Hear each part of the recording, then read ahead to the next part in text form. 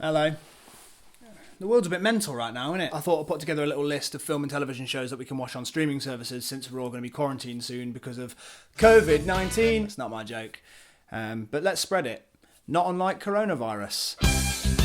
It's a very serious situation. Before we go any further, I just want to let you know that this video is sponsored by our friends at Surfshark. They do a lot of very helpful data protection stuff so you can protect your private messages, your photos, your videos, your sensitive material that no one should see unless you want them to. But the best thing about Surfshark, and the thing you'll be most interested in, is that you can change your location on Netflix so you can watch it from anywhere in the world. The world's your oyster.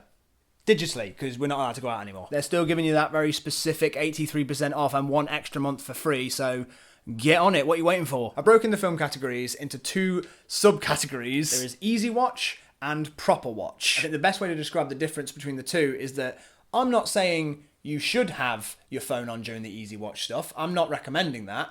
I'm just saying you definitely can't have your phone on during the Proper Watch stuff. Does that make sense? There's going to be time codes in the description as well, so if you want to find something specifically, go ahead. Jump around. Make it your own. Scene select. Before we get into the recommendations from Netflix and all the rest of it, I made a show. It's called Jack and Dean of All Trades. It's available on the Jack and Dean YouTube channel. It's free, so all you have to lose is time. It's got Jessica Hines in it. She's got 2 BAFTAs. It's got my mate Jacob Anderson in it. He's Grey Worm from Game of Thrones. Loads of familiar faces pop up in it. It's a good show. It's a fun, sweet show. Just give it a chance, yeah? If you fancy that, I'd really appreciate it. I'll leave the link in the description. So in the Easy Watch category, first we have Easy A. Easy A is adorable. It's a proper throwback to 80s John Hughes movies. It wears it on its sleeve. It's very like fourth wall breaky about it. It's really funny. It's really sweet.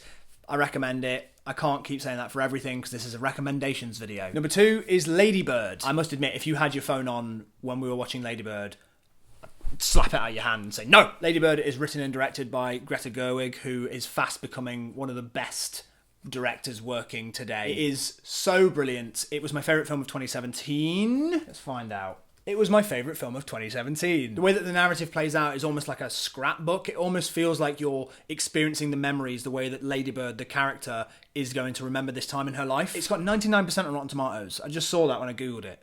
Who's the 1% that's wrong? My third recommendation is 50-50. The original title for this was I'm With Cancer. So that should give you a bit of an idea of what it's kind of doing. I absolutely love 50-50. It's a movie that I come back to again and again and again. It was written by Seth Rogen's friend Will Reisner, and it was based on his real experiences dealing with cancer. And I remember when the trailer was released, they did one of those announcement things at the beginning, like, hey, there's a new film that we've made, check it out. And he said, find out if I live. My next recommendation is Ocean's 11. Not the original one, that's racist. Don't watch Ocean's 12, 13, or 8, just 11. I feel like everybody's probably seen this, but just in case somebody who's watching this hasn't, go watch Ocean's 11. It's so great. It's so much fun. It's so stylish and cool and sexy. It's Brad Pitt and George Clooney at the height of their, they're still, come on. It actually has characters with a story that you care about, and you understand that there is an emotional reason for why all of this is happening. It's not just, I'm gonna steal the money. My next recommendation is The Mask of Zorro. This is such a nostalgic one for me. It's directed by Martin Campbell, who directed GoldenEye and Casino Royale. I know that me and Patrick Williams agree that not enough people talk about this movie. It's just a really friggin' fun one. Like, the action scenes alone are, it's pre-CGI, so everything's done with real stunts and sword fights and horses. There's horses! Again, it's quite a sexy film. There's a scene with Antonio Banderas and Catherine Zeta-Jones where they're having sort of like a sex scene but with swords. Yeah, very awakening for 12-year-old me. My final recommendation for this category is Jim and Andy. This is a documentary I've seen a couple of times now. It documents Jim Carrey's process when he was playing Andy Kaufman in Man on the Moon. He was method acting, so he was in character the entire time, which essentially means he was being a prick the entire time. It's a really interesting one, especially if you're obsessed with the process of Hollywood and movie making the way that I am. But it also reveals some depths about Jim Carrey that I wasn't aware of. There's a moment in the film where Jim Carrey talks about how he'd achieved all of his dreams, he was the highest paid actor in the world, and yet he still wasn't happy. Seeing somebody like Jim Carrey, who I admire so greatly, saying when I achieve this thing, I'll be happy, doesn't work. It's not real. Okay, I told a little lie.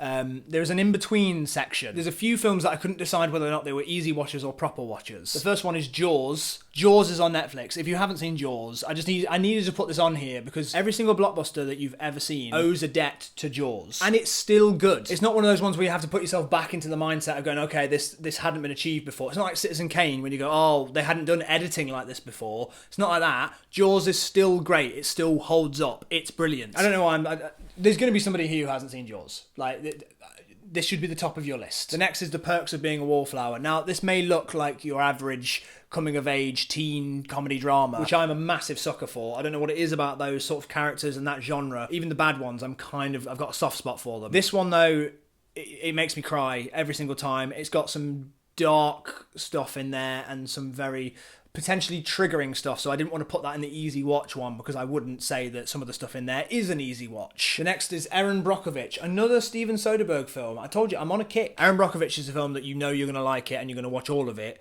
from the opening scene. Steven Soderbergh was nominated for Best Director for Erin Brockovich in the same year that he won Best Director at the Oscars for Traffic. So he won Best Director against himself. And the Oscar goes to Steven Soderbergh for Traffic. Aww. I was hoping I was going to win for the other one. Lost in Translation. Now, this is an in-between one for me because I can put it on and it's just an easy watch for me. But the first time I watched it when I was about 17, I found it immensely frustrating. I couldn't believe that it was nominated and maybe won Best Original Screenplay at the Oscars. Yes, yeah, it won Best Original Screenplay at the Oscars. I was baffled by that when I first saw it. But as I matured, as I grew older and I came to appreciate what it was about, the subtleties of it, the subtext of it, I let it just wash over me now. It's just such an easy... I love the mood of it. I love the tone of it. And because it's a sort of film that doesn't give you anything, it's just sort of letting people be people and watching stuff happen, you might feel a little bit like, what is this about? But that to me is the best thing about it now. You're just watching people exist. Right.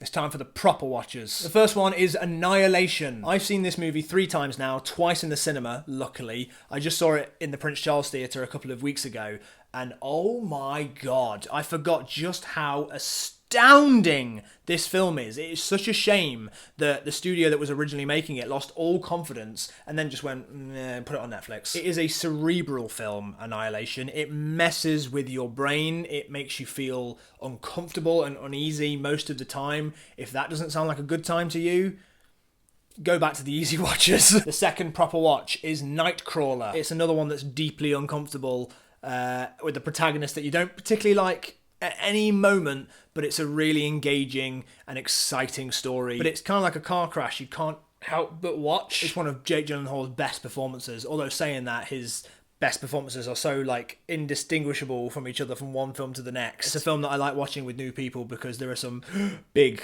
moments. Next on the list is You Were Never Really Here. I haven't had a chance to talk about this film properly on here. I've said that it was my favourite film of 2018. This is number 1 on my list in terms of put your phone away. You have to be an active audience member when you're watching this. It doesn't tell you the story. It feeds you it and lets you figure it out yourself. If I was going to compare it to something, I would say it was like a modern day version of Taxi Driver. So what Joker wanted to be. I think personally this is Joaquin Phoenix's best performance. I mean, he's, again, like Gyllenhaal, great in everything, but winning for Joker when he did this a year or two before seems a little bit mental. It's also, I love a 90-minute movie. Get in, get out, get it done. It's short and sweet. Not sweet, bitter. I couldn't not put this on here. It's The Social Network. It's my favourite film.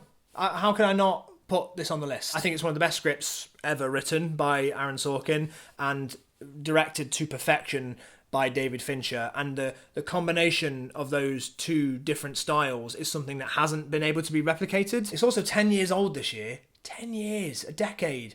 Part of me's kind of glad though, because 10 years ago, saying The Social Network was your favourite film was like, you should see more films. But now, because it stood the test of time, people are like, good choice. And my final recommendation for the proper watchers, it is Prisoners. Full disclosure, I watched Prisoners today. It is so good. Prisoners reminds me of something that David Fincher would have done. It feels very Seven and very Zodiac. It's directed by Denis Villeneuve. I think that's how you pronounce his name. He directed Blade Runner 2049 and Arrival, along with like Christopher Nolan. One of the most exciting directors that whenever he makes something, I'm going to be back. IMAX, back row. Live comedy has found a brand new home on Netflix. So I'm going to give you 3 recommendations for quite thoughtful live comedy, and then the rest will just be like your traditional stand-up stuff. My top recommendation is the new one by Mike Birbiglia. I was actually lucky enough to see this live when I was out in LA last year in November. My friend Nick was like, do you want to come see this comedy show with us? And I was like, yeah, sure, I've got nothing else to do. Went along, absolutely loved it, had no idea what I was getting into, and then 2 weeks later I was on Netflix and I've watched it 5 times since, probably more than that actually. Mike Birbiglia's way of performing in this, it's not like a stand-up show, it's more like a one-man piece of theatre. He's telling you one story with lots of little tangents that take you through to a brilliant conclusion, a thoughtful, very meaningful conclusion. It's really surprising. Give it a watch. I hope you like it. The second one is Hannah Gadsby's Nanette. I think everybody probably knows about this one. It made quite a splash. It starts out as a very traditional piece of stand-up comedy and then morphs very slowly and very carefully into almost like a, not like a monologue, but like a lecture. The final thoughtful one is Aziz Ansari's Right Now. Whoa, hold on, problematic. We won't get onto my opinions of that in this video because there's not enough time. But Aziz addresses all that stuff in the first moments of the show, and I think the way that he then continues that as a theme through the rest of the show and putting the audience in the perspective of a celebrity who gets cancelled is fascinating to see how the audience reacts to it. It's directed by Spike Jonze. It is one of the most unique looking pieces of live comedy I've ever seen. Very intimate, very like personal. You're there on the stage with him the entire time. It's not just like long lens back from the crowd. Yeah, massive recommendation. The next recommendation is Dave Chappelle. Just in general, I think Dave Chappelle, in my personal opinion, is the best stand-up in the world. I think he is the funniest, smartest. I think he has the most control over the crowd. I think he plays it really well on knowing when he's joking and when he's making a serious point. And when he's joking about controversial things, he makes his actual thoughts known, as well as not caring that he can just make a joke about it and be like, oh, this thing's funny. As a gateway into his newer stuff, I would say that Equanimity is my absolute favourite one, but all of his shows are... The other 3 stand-ups that I would recommend are Michelle Wolf's Joke Show, Ali Wong, again, just in general, I think that she is the funniest woman on the planet, and Tom Segura, who I think personally is my favourite stand-up comedian. Now, if you're looking for a new series to watch, my top 3 would be Unbelievable, The End of the Fucking World, and Russian Doll. I spoke about them a little bit more in my video that I did on my top 10 favourite TV shows of 2019. If you want to watch that and see a bit more about what I think, I'll leave you the link in the description. In terms of other stuff that you could be watching, Arrested Development, only the first 3 seasons though, please. That's where it finished. It stopped there. Inside Number 9 is a really dark and weird series. It's an anthology series, so every episode is different, and every episode takes place behind the number 9. Flowers is an absolutely fantastic series. It is very funny, very dark. Like, the whole thing starts with a man failing to commit suicide. So that's the tone of what you're getting. Lovesick is one to watch if you're looking for a very easy romantic comedy drama thing. 2 sitcoms to finish, Extras and I'm Alan Partridge. These are 2 shows that just never fail to make me laugh. They're massive sitcoms, but they are quite a throwback now. Like, they came out quite a while ago. So if you happen to have just missed them, maybe now's the time to check them out before it's too late. Like, I mean, they'll be taken off Netflix. Not that we're all going to die, although we all are going to die, but hopefully not soon.